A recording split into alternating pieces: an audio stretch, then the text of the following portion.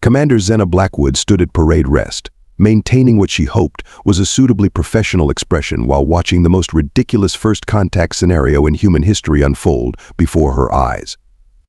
The Kraxon delegation, all 7 feet of their chitinous, iridescent glory, was currently attempting to navigate the simple human concept of a doorway. Perhaps their lead diplomat Asari squeaked in that oddly high-pitched voice that seemed completely at odds with their imposing physique.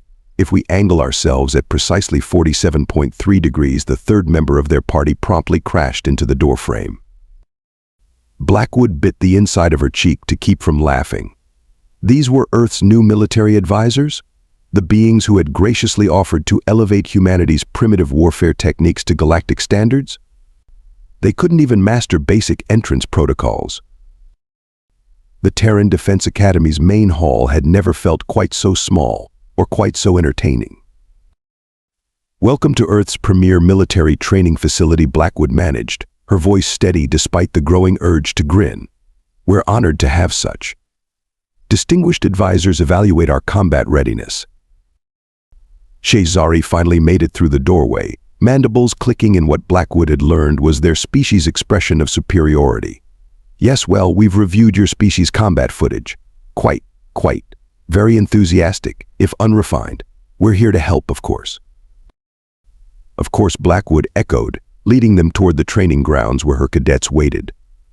Under her breath, she muttered, because nothing says superior military advice quite like a species that considers doors their natural enemy.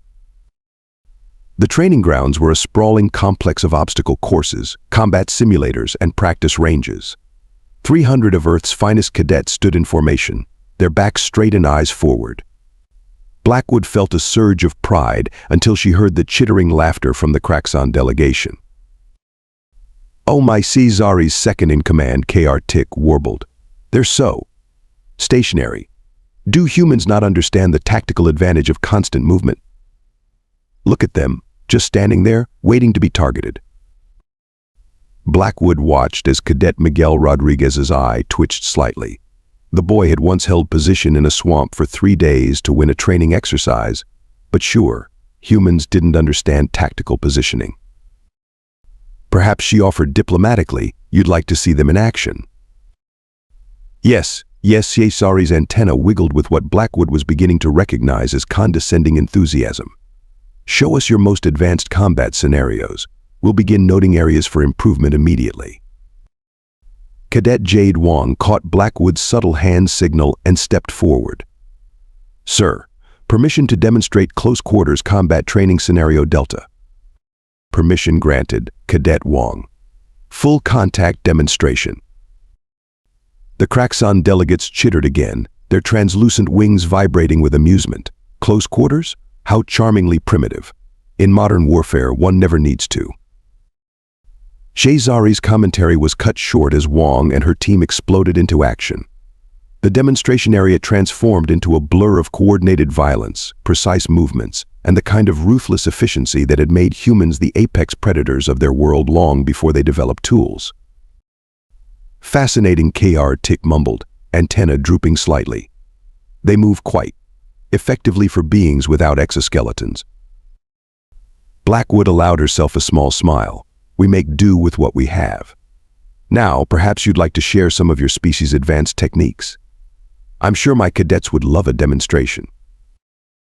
The way the Kraxon delegates suddenly found the ceiling fascinating was almost worth the diplomatic headache this whole advisory program was causing.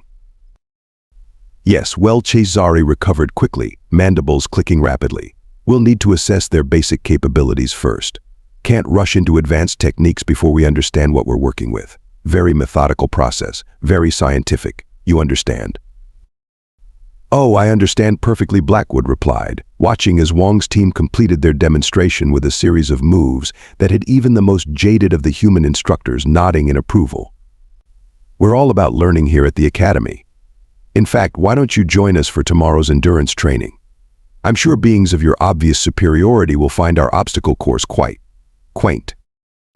The horrified clicking that followed would have been worth a court-martial. Blackwood made a mental note to have the maintenance crew adjust the course's gravity settings. After all, their distinguished guests deserved the full human training experience. God, she loved her job sometimes. The Academy's combat simulator hummed to life as Cadet Maya Chen watched the Kraxon military advisors adjust their simplified training scenario for the 5th time. Their mandibles hadn't stopped clicking since she'd introduced them to the concept of fighting in the rain.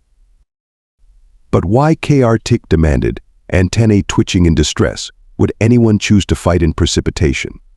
Your armor's efficiency drops by at least 12.4%, visibility is reduced, and the sound masking effects make proper battlefield communication almost impossible.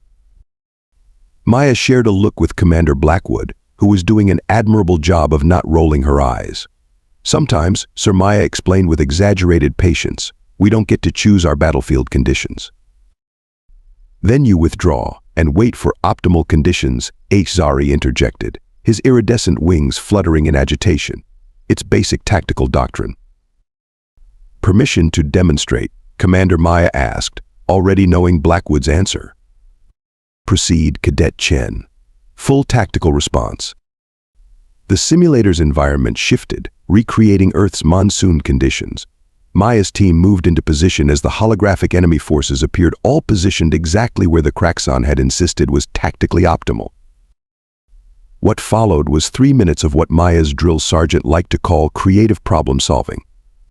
Her team used the rain's sound masking effects to mask their approach, the reduced visibility to conceal their numbers, and the muddy conditions to turn the enemy's superior position into a disadvantage. When the simulation ended, Shizari's mandibles were clicking so fast they sounded like a malfunctioning printer. But that's not how it's done, he protested. You completely ignored standard attack vectors. You used the mud as a weapon. You threw it in their sensors. Mud is free, Maya replied with a shrug. And it works. Commander Blackwood's cough sounded suspiciously like a laugh. The next week didn't improve the Kraxon's opinion of human combat tactics. Maya watched with growing amusement as they attempted to comprehend human approaches to warfare, each revelation seemingly more distressing than the last. What do you mean you sometimes fight with projectile weapons? Tick had practically screeched during one session. In an age of energy weapons, that's practically Stone Age technology. Maya had demonstrated the effectiveness of a sniper rifle against energy shield calibrated for plasma weapons.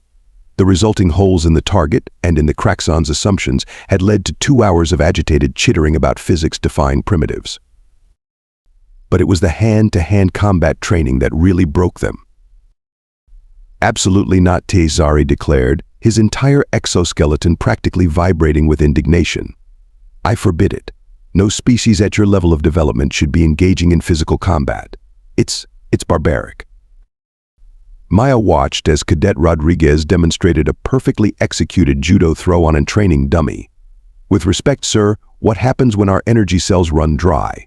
Or when we're in close quarters where energy weapons would breach hull integrity?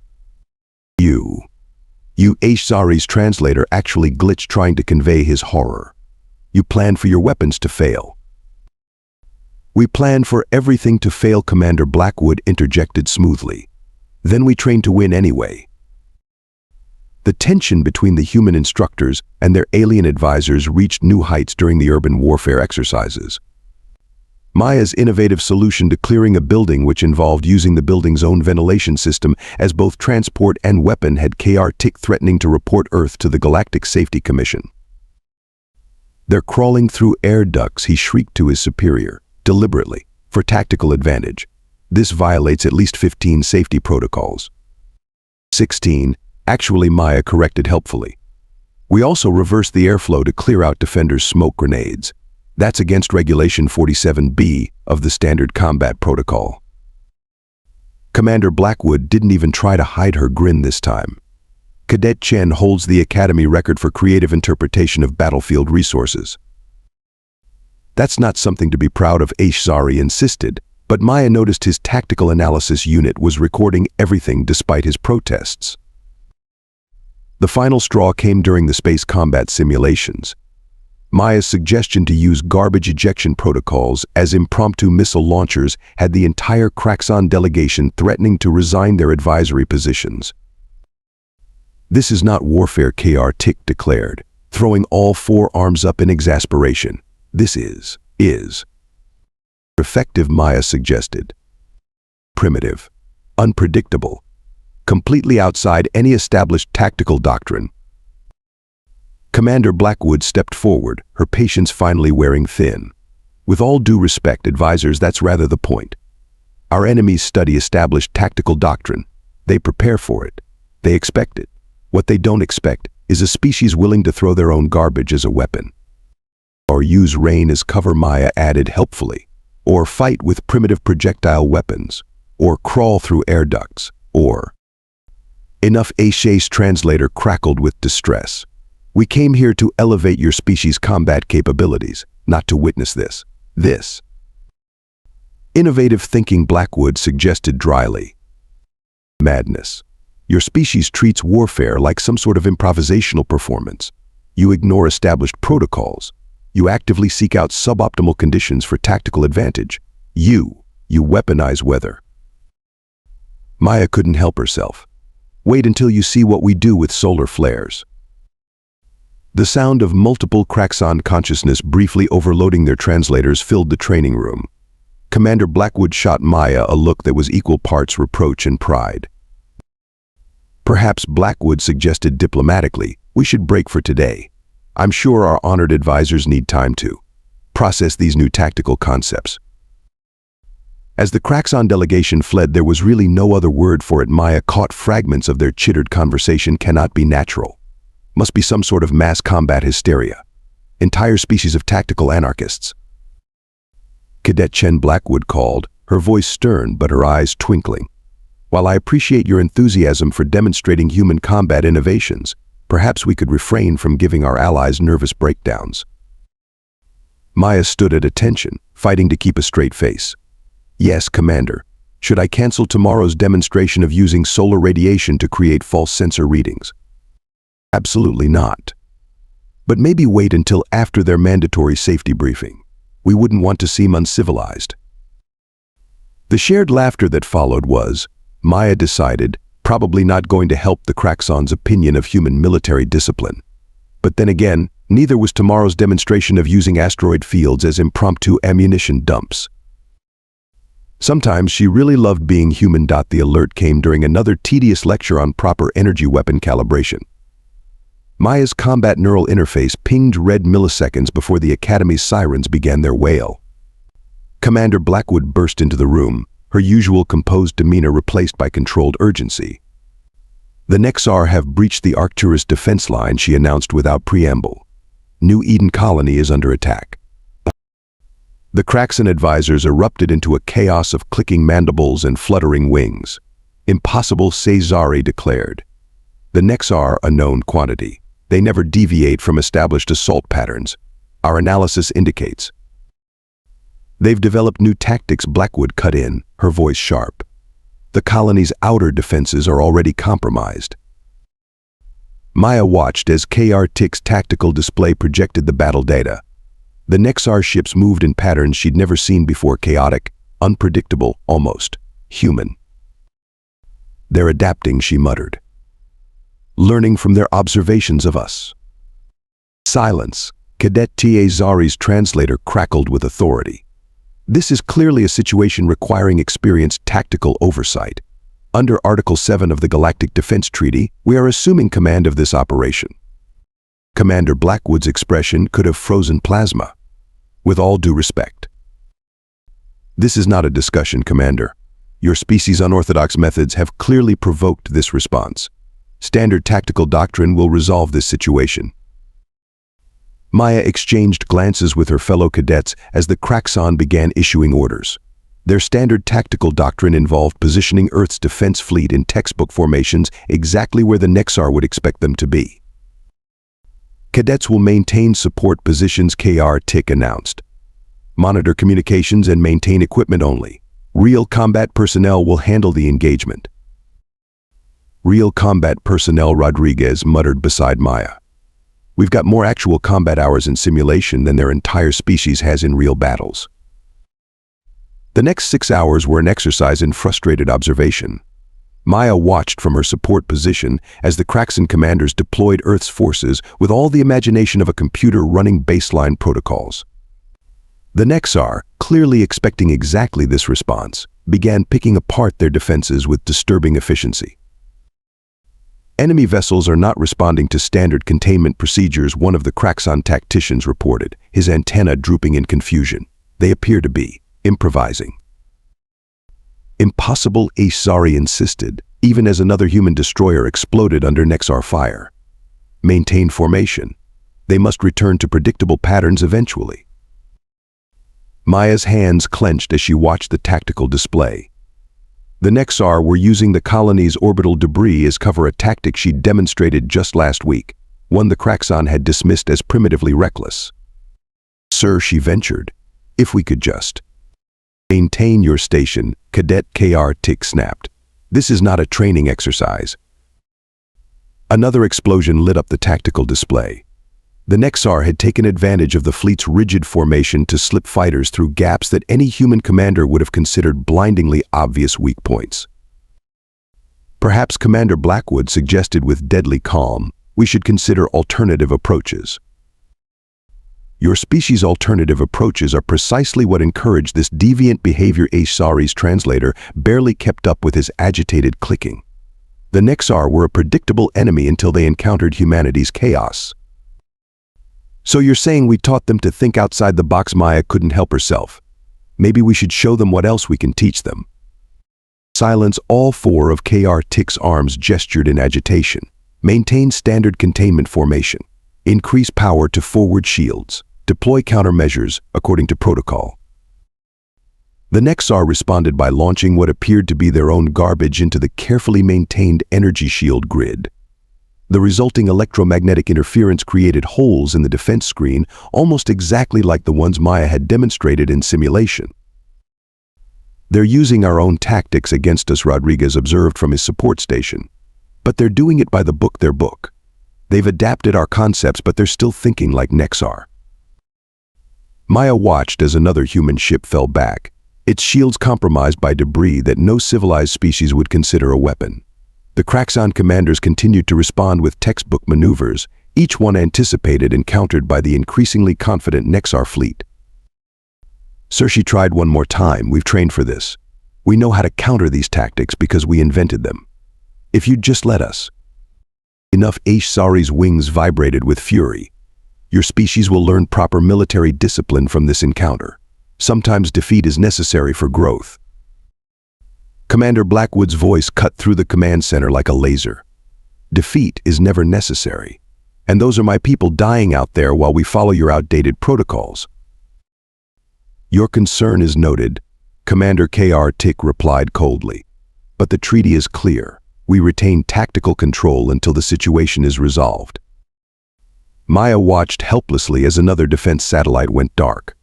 The Nexar were learning, adapting, evolving their strategy with every exchange. But they were still copying, still following patterns, just newer, human-inspired ones. And that, she realized with growing certainty, would be their undoing.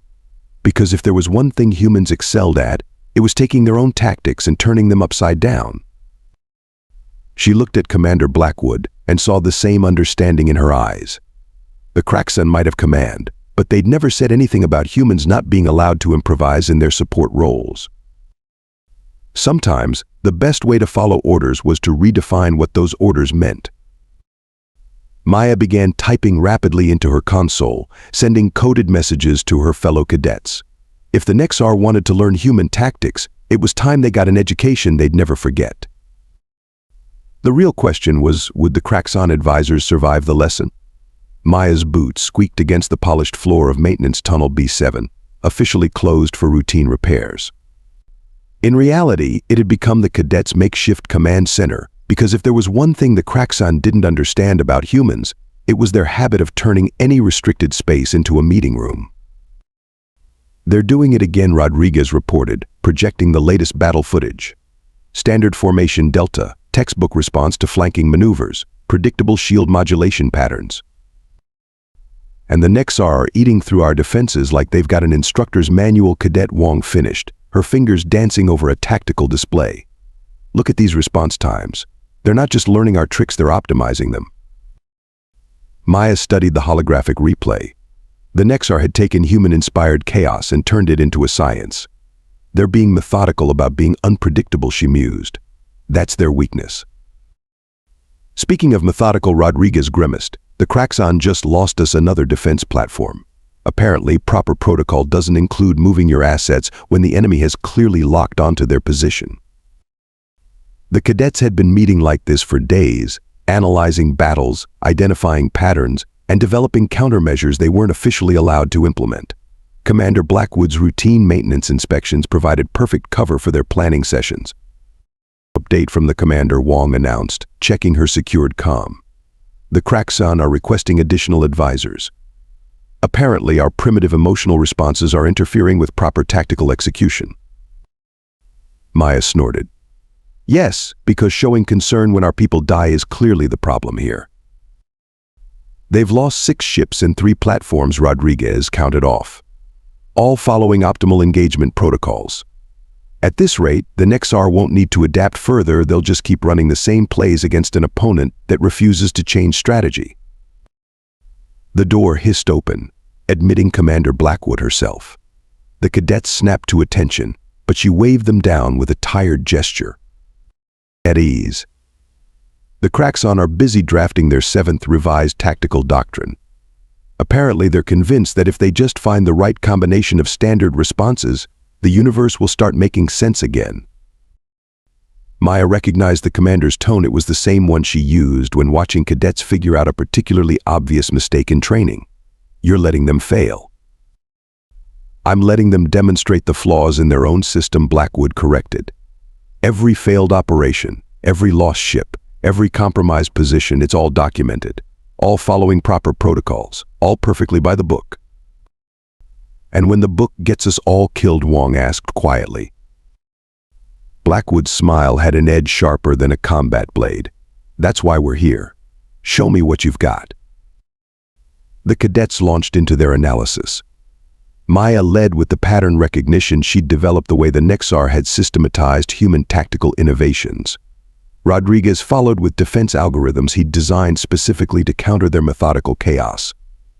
Wong presented a series of battlefield scenarios she'd run in private simulations, each one showing how proper Kraxon doctrine would fail against the evolved Nexar strategies. They're trying to out-human us, Maya concluded, but they're doing it like aliens. Both the Nexar and the Kraxon, they think they can quantify chaos, categorize improvisation. They're trying to turn warfare into a math problem. And that's their mistake, Blackwood nodded. Because humans don't solve combat equations. We break them. The commander pulled up her own tactical display, showing the positions of Earth's remaining defense assets. The Kraxon have filed 17 complaints about our equipment malfunctions and calibration errors. Apparently, our weapons keep defaulting to manual control instead of accepting automated tactical protocols.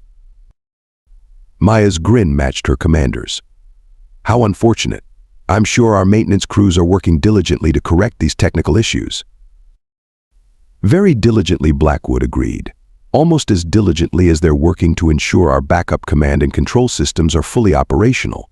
Just in case of emergency, of course. Of course, Rodriguez echoed, already calculating firing solutions that definitely weren't in any galactic defense treaty manual. The Kraxon, Blackwood continued, her voice taking on a formal briefing tone, have expressed concern that human combat units seem to be experiencing widespread communication system interference. They've recommended replacing our primitive equipment with their standardized arrays. Wong's fingers flew over her console. How strange that the interference only affects official channels, but not our old emergency frequencies. Indeed, Blackwood surveyed her cadets with obvious pride. I should note that any unauthorized combat operations during a communications blackout would be a serious breach of protocol. The fact that all human forces have been running daily emergency response drills using backup systems is purely coincidental. Maya felt her pulse quicken. This was why humans excelled at warfare, not because they were stronger or faster or more advanced, but because they understood that sometimes the best way to follow rules was to prepare to break them spectacularly. The Nexar have pushed back our outer defense line another 12 kilometers, Blackwood reported. The Kraxon response has been to demand an emergency session of the Galactic Defense Council to review proper containment procedures. How long? Rodriguez asked. The council convenes in 72 hours. Blackwood's expression hardened. The Kraxan estimate we can hold our current position for 96 hours under standard tactical doctrine. And in reality, Maya asked, already knowing the answer. At their current rate of adaptation, the Nexar will breach our inner defense line in less than 48 hours. The cadets absorbed this in grim silence. Their secret preparations suddenly felt less like a contingency and more like an inevitability. Well then, Maya said, pulling up the command protocols they'd been quietly modifying, I suppose we should make sure all our equipment malfunctions are properly documented. For the official record. Blackwood's answering smile was all teeth. Carry on, cadets. I need to attend another tactical review session. I'm sure watching the Kraxan try to classify human combat innovations into their precious doctrine will be absolutely fascinating. As their commander left, Maya looked at her fellow cadets, all of them trained, ready, and absolutely done with following alien rules of warfare. Let them keep their doctrine, she said quietly. We'll keep our chaos. The next 48 hours were going to be very interesting indeed. The Nexar attacked at dawn. Not that dawn meant anything in space, but Maya appreciated the dramatic timing as she watched the enemy fleet tear through the Kraxan's carefully arranged defensive grid like it was made of tissue paper. The main colony's proximity alerts screamed as hundreds of Nexar ships dropped out of hyperspace in what the Kraxan tactical manual would definitely not have classified as a proper attack formation. By the celestial concordat, Shazari's translator squealed. There. They're using our orbital debris as cover, Maya supplied helpfully from her support station, while simultaneously using it as kinetic ammunition. And they've positioned their ships in a spiral attack pattern that technically qualifies as 17 different violations of standard combat doctrine. Stop analyzing and do something, Kr Tick shrieked as another human defense platform exploded. But Sir, Maya replied with innocent professionalism, we're only authorized for support roles, as per your direct orders. The Kraxan command center erupted into chaos as multiple sensor arrays went dark simultaneously. The Nexar had apparently learned that the best way to confuse standardized defense systems was to be so wildly unpredictable that they crashed from logical overload. Maintain formation, Shazari ordered the remaining fleet. Respond according to Protocol 7 Alpha. A massive explosion cut him off as the Nexar demonstrated their newest trick, using the colony's own communication relays to bounce energy weapons at impossible angles. They can't do that. Kr Tick's antenna were practically tied in knots. It violates at least 36 regulations about proper weapon trajectories. Someone should probably tell them that, Rodriguez commented dryly from his station. Maya noticed him quietly transferring power to the backup command systems they'd prepared. The main communications array chose that moment to explode spectacularly, plunging the command center into emergency lighting. The Kraxan's tactical displays flickered and died as their standardized systems failed to cope with the loss of primary power. This is impossible. Shazari's wings vibrated so fast they hummed. All ships maintain standard emergency protocols. Regroup according to Section 12 of the VE. Static filled the command channel. Maya watched as the Nexar systematically jammed every frequency the Kraxan tried to use, except, of course, for the primitive backup channels no self-respecting advanced species would ever rely on. We've lost contact with the fleet. Kr Tick's translator was starting to smoke from his agitation. All systems are compromised. This cannot be happening. Actually, Commander Blackwood's voice cut through the chaos like a plasma torch. This is exactly what happens when you try to fight chaos with rigid doctrine. She turned to Maya. Cadet Chen, since our distinguished advisors appear to be experiencing technical difficulties, perhaps you'd care to demonstrate some proper human combat protocols. Maya's grin would have made a shark proud. Gladly, Commander. She keyed her emergency comm, broadcasting on the frequencies they'd prepared. All human forces, this is Cadet Chen. The Kraxan command system is temporarily offline. Implementing emergency protocol. Screw it. Rodriguez barked a laugh as he brought their backup systems online. Command acknowledged, switching to human tactical controls. This is a violation of Shazari began. Can't be a violation if all your systems are down, Maya interrupted cheerfully. Wong, you've got weapons control. Rodriguez, coordinate our fighter screens. Time to show the Nexar what happens when they try to out-chaos the Chaos Masters. The battle that followed would have given any traditional military historian an aneurysm. Maya directed Earth's forces with the kind of tactical creativity that only humans could truly appreciate. Ships performed maneuvers that the Kraxon's tactical computers refused to even acknowledge as possible. Weapons were used in ways that made physics itself seem more like a polite suggestion than a law.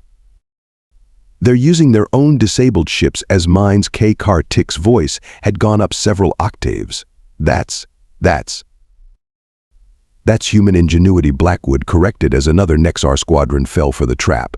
Wong, how's that little surprise we prepared for their flagship coming along? Ready on your order, Commander Wong replied, her fingers dancing over controls that definitely weren't in any official manual. Though I should warn you, it violates approximately 47 different safety protocols. Only 47? You're slipping. The Nexar flagship exploded in a way that suggested someone had gotten creative with the laws of thermodynamics. Maya watched with satisfaction as the enemy fleet's carefully calculated adaptation to human tactics fell apart in the face of actual human chaos. But Ishzari's translator finally gave up and died. His clicking mandibles needed no translation to convey his horror as Earth's forces demonstrated exactly why trying to systematize human warfare was like trying to organize a hurricane. It just made the chaos angry. Status report, Blackwood commanded, watching as the Nexar fleet began to retreat. Enemy forces are falling back, Maya reported. Apparently they've discovered that copying human tactics isn't quite the same as understanding them. Rodriguez, please stop using destroyed satellites as improvised projectiles. I think the Kraxon tactical advisor is about to faint. Can't hear you, Rodriguez replied cheerfully. Communications are still officially jammed. Also, who knew you could use atmospheric processing units as makeshift thrusters? The physics department is going to love this data. The battle ended not with a bang. There had been plenty of those already, but with the sight of the mighty Nexar armada running away from what they'd probably report as a violation of several universal constants. Maya turned to the shell-shocked Kraxon advisors. So she asked brightly, would you like us to document how many regulations we just broke? Or should we just file this under miscellaneous tactical innovations? KR-Tick's only response was a small, broken clicking sound. Sometimes, Maya reflected, the best way to win a war was to make everyone else question their understanding of reality. And humans, as it turned out, were really, really good at that. 3 days after what was already being called the Battle of Broken Protocols. Maya stood at attention in the Academy's main hall, trying not to smile as Ishzari attempted to deliver his final report to the Galactic Defense Council. In conclusion, the Kraxon advisor's translator struggled to convey his mix of resignation and bewilderment. Humanity's approach to warfare is technically proficient, despite being completely insane. The holographic council members shifted uncomfortably. One of them cleared whatever passed for their throat. Could you elaborate? They weaponized their own garbage, KR-Tick interjected, his antenna still drooping from trauma. They used disabled ships as traps. They transmitted combat orders through frequencies so primitive that our jamming systems didn't even recognize them as communication channels. His translator crackled. They violated 732 different combat protocols. In 3 hours. 733, Maya corrected helpfully. You forgot the bit where we used the colony's sewage reclamation system as a makeshift missile launcher. Several council members made sounds that suggested they were reconsidering their life choices. Commander Blackwood stepped forward, her expression perfectly professional despite the twinkle in her eyes.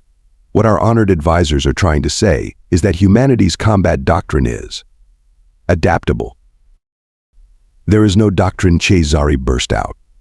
They treat warfare like an improvised performance art. They don't just think outside the box, they deny the existence of the box, then use it as ammunition. And yet one council member noted dryly, they achieved victory against an objectively superior force. A force, Blackwood added, that made the mistake of trying to systematize human tactics. The Nexar learned our moves but not our mindset. They tried to turn chaos into order and got caught between the two. Maya finished. Turns out, trying to make human warfare logical is a great way to lose a battle. The council chambers fell silent as the implications sank in. Humanity wasn't just another species to be guided toward galactic standard protocols. They were something else entirely, warriors who treated combat manuals as suggestion boxes and physics as a friendly challenge. We will adjust our advisory approach, the council leader finally declared. Perhaps it would be more beneficial for us to learn from humanity's unique perspectives.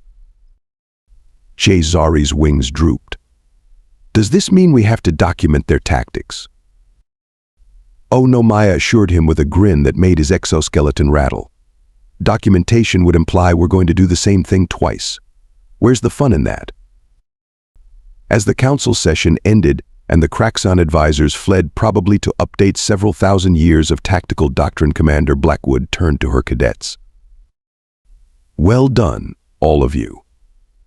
Though perhaps we should wait a while before showing them our actual combat innovations. Maya thought about the training scenarios they had planned for next week and smiled.